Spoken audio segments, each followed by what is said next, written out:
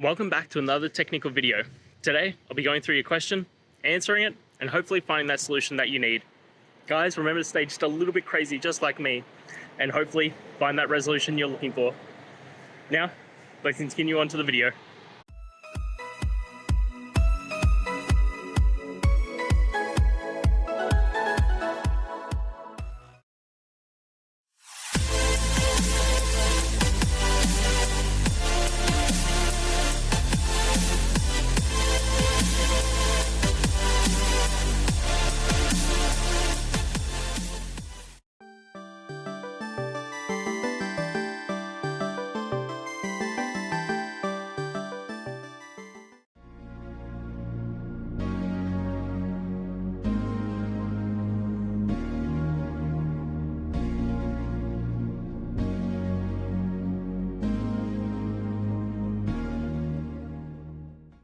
And that's it. I hope you found the solution that you're looking for.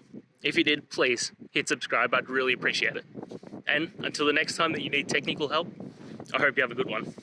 Cheers.